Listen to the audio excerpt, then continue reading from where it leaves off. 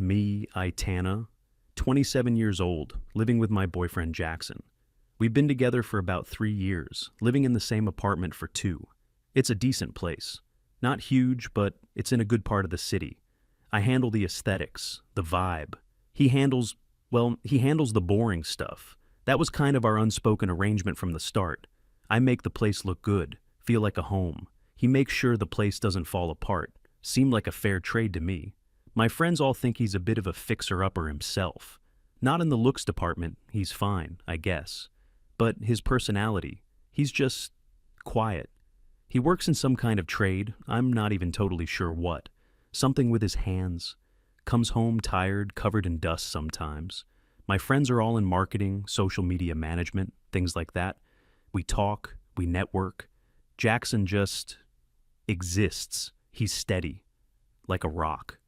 Or a piece of furniture. It used to be comforting, but lately it just felt like he was weighing the room down. My world is about ideas, about challenging structures. His world seemed to be about whether the water pressure in the shower was adequate. Our life was a series of small, invisible tasks that he just did. I'd mentioned the Wi-Fi was acting up again while I was trying to join a video call with my book club. I'd be in the middle of explaining how the author deconstructs patriarchal power dynamics, and my screen would freeze. Super embarrassing. I'd complain about it later, telling him our internet was basically useless. It was like a personal attack on my social life. He wouldn't say much, just a nod. Then, later that evening, I'd see him by the router. He'd have the little box in his hands, unplugging things, plugging them back in. Sometimes he'd be on the phone with the provider, using a bunch of technical jargon I didn't understand. He'd spend an hour doing that. I would just watch him from the couch, scrolling through my phone. It was annoying, honestly. It felt like such a stereotypically male thing to do. Fiddling with wires, like he couldn't just call someone to fix it properly. He had to do it himself. A little power trip, probably.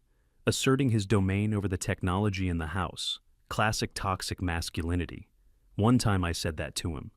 You know, this whole man must fix wires thing is a bit performative, don't you think? He just looked up from the router, blinked a couple of times. Then he said, "The green light is supposed to be solid, not blinking. I'm just trying to make it solid." He completely missed the point. An hour later, the internet would be blazing fast. I'd go back to my video calls without a problem. I never really said, thank you. Why would I? A functioning utility is the bare minimum for a shared living space. It wasn't a gift, it was an expectation.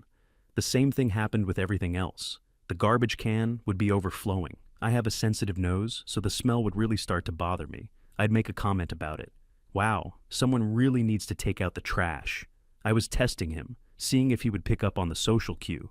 Sometimes it would take a day. He'd walk past it a few times. I'd get more and more annoyed. It's not my job. I do the emotional labor in this relationship. I manage our social calendar. I remember birthdays. Taking out a bag of garbage is a simple physical task. Finally, I'd see him tying up the bag and taking it out. No fanfare, no complaining. He'd just do it. And a small part of me would feel this weird mix of relief and resentment. Relieved that the task was done, but resentful that I even had to notice it in the first place. He should have just known. Weaponized incompetence, my friends called it. Pretending you don't see the mess until the woman has to point it out. It felt exactly like that. Finances were another sore spot. He made more money than me, significantly more. When we first moved in together, we had a conversation about splitting the bills. He suggested a 70-30 split on the rent, since that was proportional to our incomes. He also offered to cover all the utilities: water, electricity, internet. At the time, I thought it was a pretty good deal. But as I got more educated on systemic issues, my perspective shifted. It wasn't a generous offer. It was a corrective measure, a small-scale wealth redistribution to account for the historical and ongoing gender pay gap. He was just doing what was fair on a societal level, so I never felt like I owed him anything for it. In fact, sometimes I felt like he should be doing more. He'd talk about saving for a house one day. I'd just laugh. The idea of tying myself to a mortgage with someone so traditional, it was suffocating. I'd tell him my money was for experiences, for travel, for me. He'd just nod and go back to his spreadsheet, tracking every penny. My car was another thing. It was an older model, a hand-me-down from my parents. Things were always going wrong with it. A weird rattling sound, a light on the dashboard I didn't recognize. I'd mention it to him over dinner. My car is making that noise again. It's so annoying. I'm probably going to have to spend a fortune at the mechanic. I was venting. I wanted sympathy. The next morning, I'd wake up and my car keys would be gone from the hook by the door. I'd start to panic a little, thinking they were lost. Then, I'd see a note on the counter. Took your car to get the oil changed and check that noise. Be back soon. Jay. He'd come back a few hours later and the car would be fine. The noise would be gone. The mystery light on the dashboard would be off. He'd tell me it was just a loose belt or something. It's all taken care of, he'd say. And I'd feel that same weird resentment. He didn't ask. He just did it. He just took control of the situation. It was like he didn't trust me to handle my own problems. I complained to my friends about it in our group chat, told them Jackson was treating me like a damsel in distress. They all agreed. He's undermining your independence, one of them wrote. Total control freak behavior, another one added. Their validation felt so good. It made me feel like I wasn't crazy. My feelings were real. He was being controlling. He was subtly reinforcing the idea that I needed him, that I was incapable. It was insidious. The more I thought about it, the more examples I found. The shelf in the closet that he put up because I couldn't reach the top one. The heavy groceries he always carried in from the car. The way he'd always be the one to deal with the landlord about any issues with the apartment. He was creating a web of dependency around me, all under the guise of being helpful. I started to push back. I insisted on carrying some of the groceries. I struggled, but I did it. I told him I'd call the landlord myself next time something broke. He just looked at me with this unreadable expression and said, "Okay." He didn't fight me on it, which was almost more infuriating. It was like he was just waiting for me to fail. Our social life was completely managed by me. I was the one who made plans with friends, who organized dinners, who suggested things to do on the weekend. If I didn't do it, we'd just sit at home. He seemed perfectly content to watch TV or tinker with something in his little workshop corner of the spare room. I'd drag him out to parties or gallery openings. He'd stand in the corner, holding a drink, looking uncomfortable. He wouldn't mingle. He wouldn't network. He'd talk to the few people he knew, but he never made an effort to meet anyone new. I'd be flitting around the room, making connections, laughing, being the social butterfly. Then I'd look over and see him, just standing there, a human anchor. My friends would ask me, "Is he okay? He seems really bored." And I'd have to make excuses for him. "Oh, he's just shy." Or, "He had a long week at work." It was exhausting. I felt like I was living a life for two people. I was the vibrant, interesting one. He was just there. I told him this once. We were driving home from a friend's party. I'd had a couple of glasses of wine. "You know, it would be nice if you made an effort sometimes," I said. "An effort to do what?" he asked, his eyes on the road. "To talk to people, to be engaged. You just stand there. It makes me look bad. It makes it seem like I have a boring boyfriend." He was silent for a long time. Then he said, "I'm not an accessory, Aitana." The nerve of him. I was the one putting in all the work to maintain our image as a cool, functioning couple. And he had the audacity to say that to me. The resentment just grew and grew. It was a constant low-level hum in the background of our relationship. Every time he silently fixed something, every time he paid a bill without mentioning it, every time he just quietly existed in my vibrant world, it added another layer. I started to fantasize about what my life would be like without him. It would be so much lighter, so much freer. I could have my friends over whenever I wanted without worrying about him being a lump on the couch. I could decorate the apartment exactly how I wanted, without his ugly practical things cluttering up the space. I could be me, unfiltered, independent. The idea became more and more appealing. The final straw happened a few months ago. It was late. We were both in bed, reading, or I was reading. He was looking at his phone. Suddenly we heard a loud pop from the kitchen, followed by the sound of spraying water. It was an aggressive hissing sound. I jumped out of bed. "What was that?" Jackson was already up and moving towards the kitchen. I followed him, and my heart sank.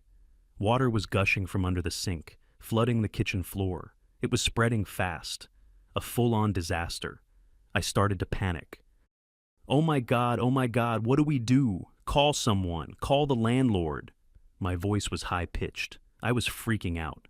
Jackson didn't say anything. He walked calmly through the growing puddle, opened a small utility closet, and pulled out a flashlight and a wrench. He waded back to the sink, got down on his hands and knees in the water, and disappeared under the cabinet. I could hear him grunting, and the sound of metal on metal. After about a minute, the gushing sound of water stopped. It was replaced by a slow, steady drip. He crawled back out, soaking wet. "Okay," he said, breathing a little heavily. I shut off the main valve to the sink. The leak is stopped for now. He stood up and looked around at the lake on our kitchen floor. "We need to clean this up before it warps the floorboards," he said. He was so calm, so in control, and it made me furious. My adrenaline was pumping. I was terrified. And he was just handling it. Like it was nothing. It felt like another performance, another way to show me how capable he was, and how hysterical I was. "Why didn't you fix this before?" I snapped. He looked at me confused. "What are you talking about? It just broke. You're the one who's always fiddling with things. You should have known the pipes were old. You should have checked." My voice was getting louder. It was irrational, I know, but I couldn't stop it. I was projecting all my frustration, all my resentment from the past few years onto this one stupid pipe. "Aitana, that's not how it works," he said, his voice still calm, which only enraged me more. "Pipes get old, they burst, it happens." "It happens because you're negligent," I shouted. "You're supposed to be the man of the house, the one who takes care of this stuff, but you let our kitchen flood." He just stared at me. The look on his face was one I had never seen before. It wasn't anger, it wasn't sadness, it was emptiness, like something inside him had just switched off. He stood there for a moment, water dripping from his clothes onto the already soaked floor. Then I said it, the words that had been bubbling under the surface for months, the words that I thought would finally set me free. "You know what? Don't even bother cleaning this up." I gestured around at the mess, at him, at everything. "I can handle it myself. I am a strong, independent woman. I don't need a man to solve my problems for me." The words hung in the air between us, echoing in the quiet kitchen, punctuated only by the slow drip, drip, drip from under the sink. I expected him to argue. I expected him to apologize. I expected him to get defensive. I expected him to do something. He did nothing. He just stood there, looking at me. His face was a complete blank. He let out a very slow breath. And then he said, with a quiet finality that chilled me to the bone, "You're right." That was it. Just 2 words. He turned around, walked out of the kitchen, his wet footprints trailing behind him on the dry floor of the hallway. I heard him go into the bedroom. I stood there, stunned, in the middle of the flooded kitchen. This wasn't how it was supposed to go. He was supposed to see how strong I was, and realize he needed to step up his game. He was supposed to recognize my power. A few minutes later, he walked back past the kitchen doorway, holding his gym bag and a backpack. They were full. He didn't look at me. He just walked to the front door, put on his shoes, and picked up his keys from the hook. The same hook where my car keys used to hang before he'd take them to fix my problems. The reality of the situation finally started to crash down on me. "What are you doing?" I asked, my voice barely a whisper. He stopped with his hand on the doorknob and finally looked at me. There was no emotion in his eyes, none at all. "I'm respecting your independence," he said, his voice flat. "You said you don't need a man to solve your problems. I believe you." And with that, he opened the door, stepped out, and closed it quietly behind him. The click of the lock sounded like a gunshot in the silent apartment. I stood there for a long, long time, alone, in a dark, flooded kitchen. The only sound was the slow, steady dripping from the broken pipe under the sink. Drip, drip, drip. For the first hour, I was in a state of shock. I just stood in the kitchen, staring at the door. My feet were cold from the water. The anger I had felt just moments before was gone, replaced by a hollow, buzzing feeling. He actually left. He heard what I said, and he just left. Part of me couldn't process it. This had to be a dramatic gesture. He was probably just driving around the block to cool off. He'd be back in an hour, maybe 2. He'd come in, we'd have a big dramatic fight, and then we'd make up. That's how these things worked. But as the minutes ticked by and the water on the floor started to feel less like an emergency and more like a permanent fixture of my apartment, a different feeling started to creep in. It was a strange, heady sense of triumph. He left. I did it. I finally stood up for myself, and he couldn't handle it. He couldn't handle a woman who didn't need him. His fragile male ego was so shattered that he had to run away. This wasn't a defeat. It was a victory. I grabbed my phone, my fingers slipping on the screen because my hands were still damp. I opened my group chat with my friends. "You guys will not believe what just happened," I typed. I gave them the short version. The pipe burst. He was being condescending and calm. I told him I was an independent woman, and he walked out. The replies came in almost instantly. "OMG, yes, queen." The trash took itself out. "He couldn't handle your power. Good riddance. So proud of you for finally getting rid of that dead weight." Their validation was like a warm blanket. It chased away the cold, hollow feeling and replaced it with righteous indignation. They were right. I was right. He was the problem, and now the problem was gone. Energized, I decided to tackle the flood. I was an independent woman after all. I could handle a little water. I found all the towels we owned and threw them on the floor. It barely made a dent. The towels were instantly soaked, and the puddle just laughed at me. Okay, new plan. I needed a mop and a bucket. I remembered seeing them in the utility closet. I spent the next 2 hours mopping up the water, wringing out the mop head into the bucket, and dumping the bucket in the bathtub. My back started to ache. My arms felt weak.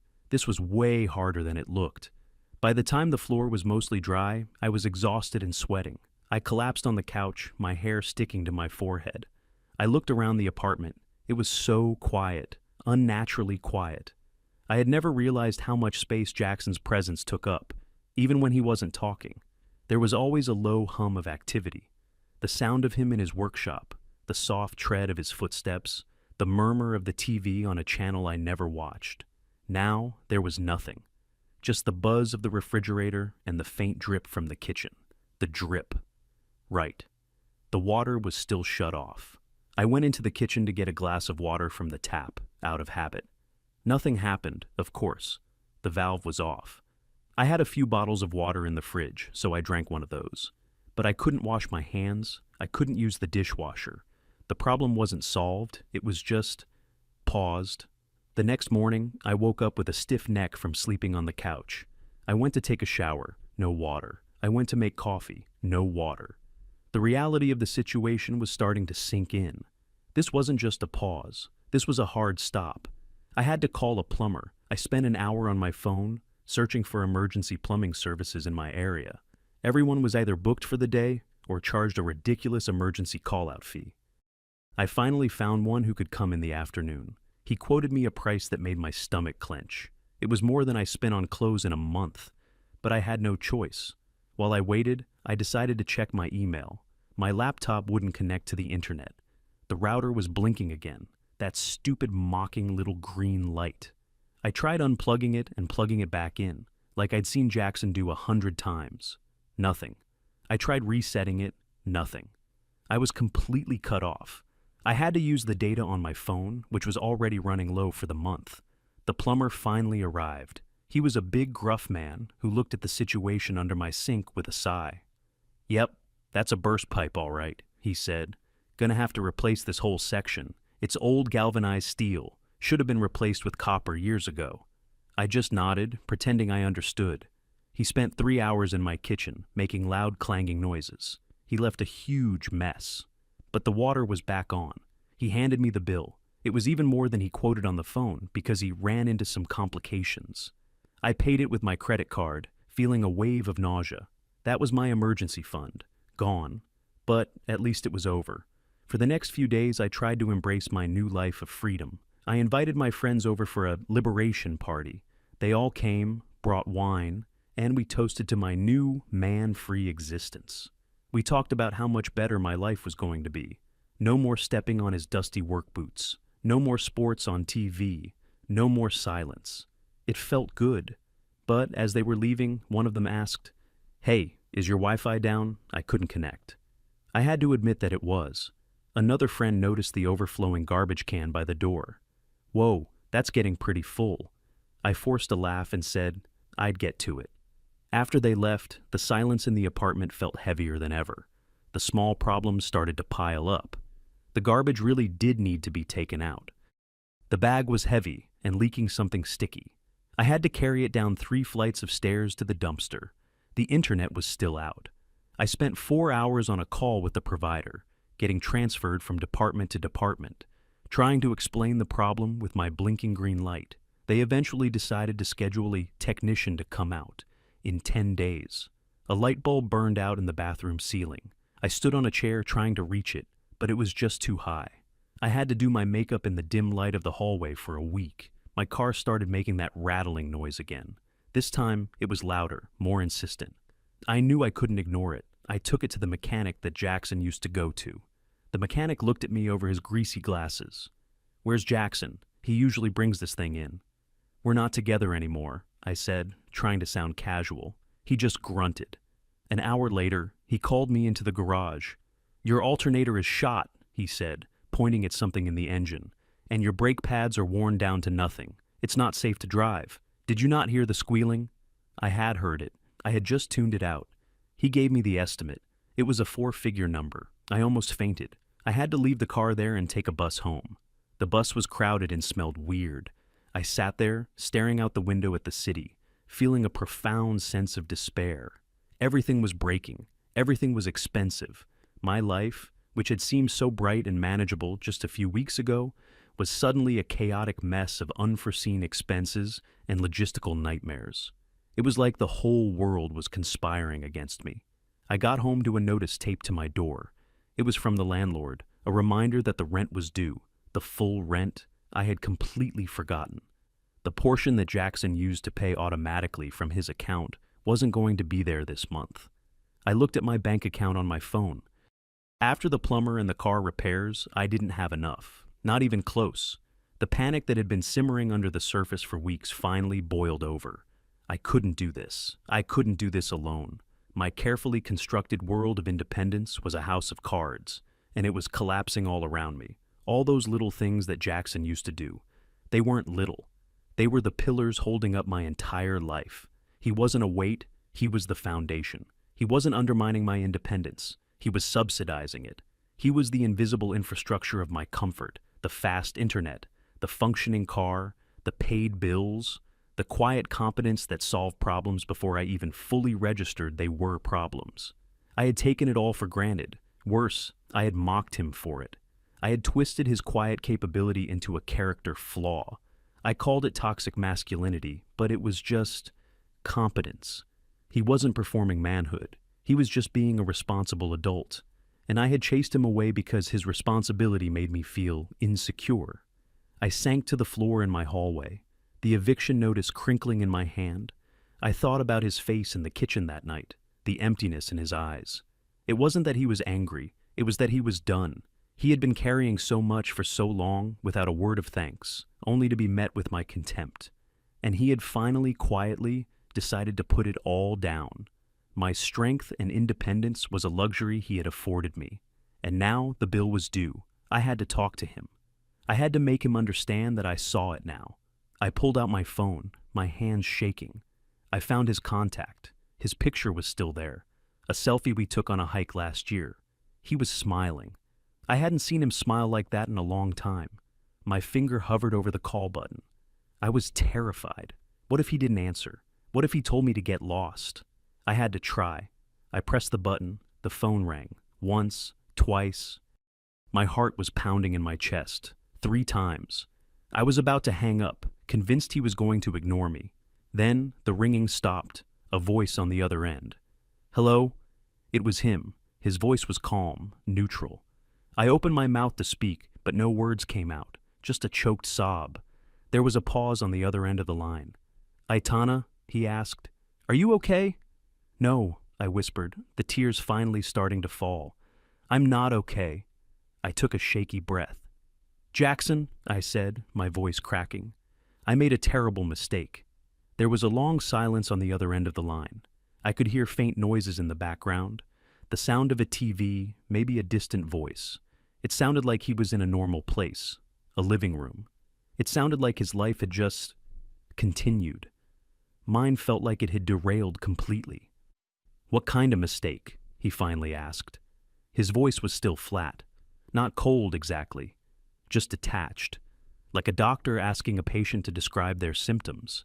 It made me feel even more pathetic. "Everything," I cried, the words tumbling out in a rush. "The pipe, the internet, my car, it's all broken. And the rent, I can't pay the rent, Jackson. I can't do any of this without you." I was laying it all bare, the humiliating, catastrophic failure of my independence. I waited for him to say, "I told you so." I waited for him to gloat, to tell me that I was getting what I deserved. But he didn't. "So, you need money?" he asked. The question was so practical, so devoid of emotion, that it caught me off guard. It wasn't about us. It wasn't about my grand, tearful realization. He had distilled my entire crisis down to a simple transaction. "No, I mean, yes, but that's not the point," I stammered. "The point is, I was wrong. I was so wrong about everything. I see that now."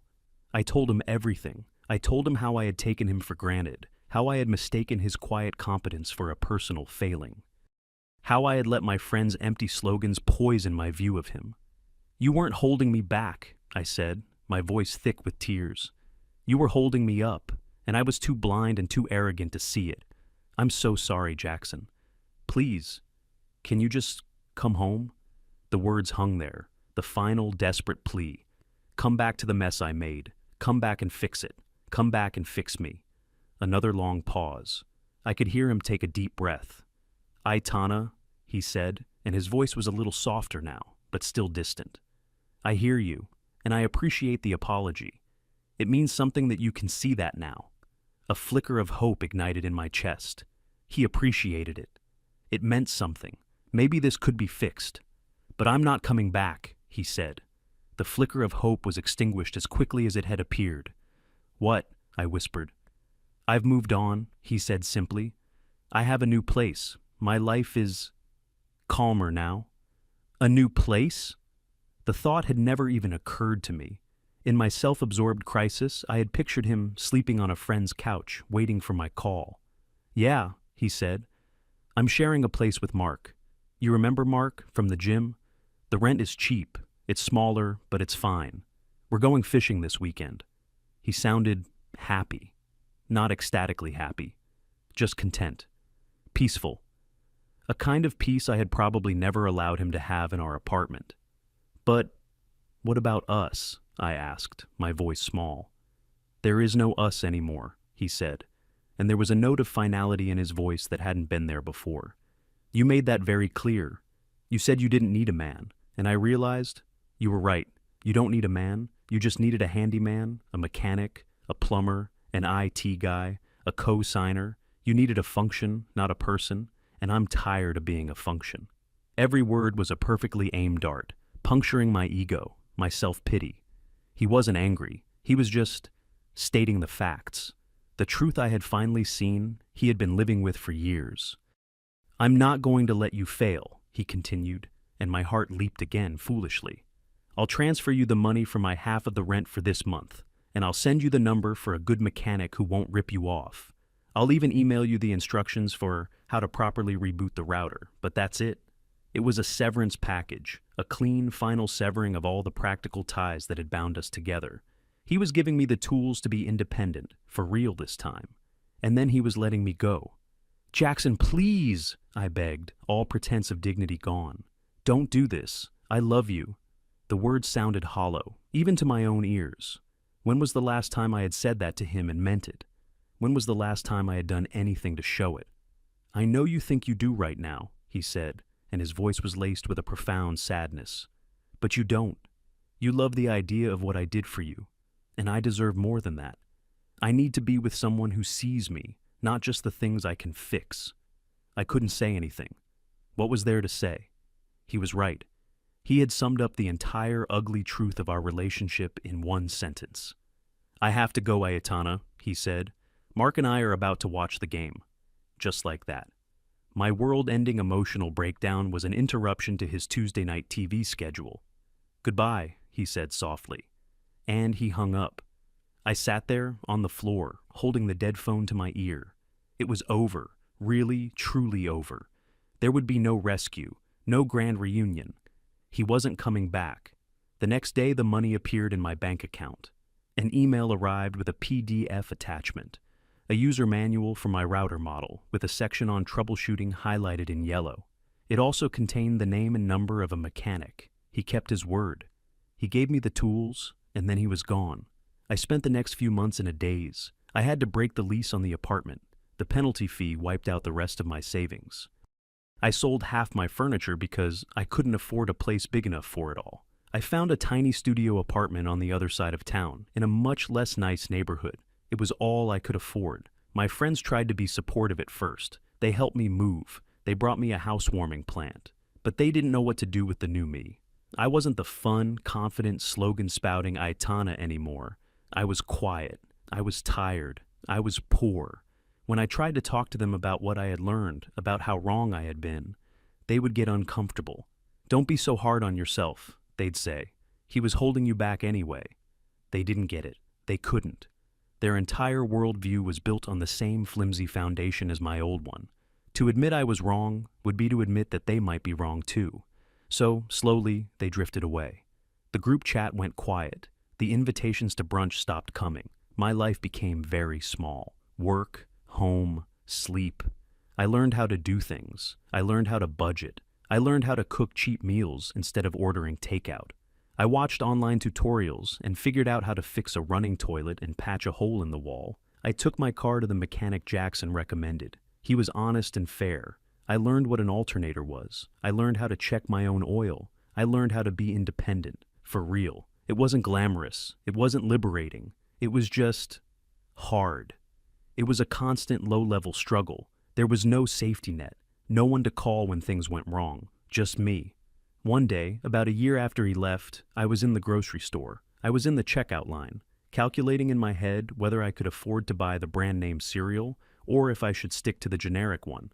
And then I saw him. He was a few lines over, with a woman. She was pretty, but in a normal, understated way.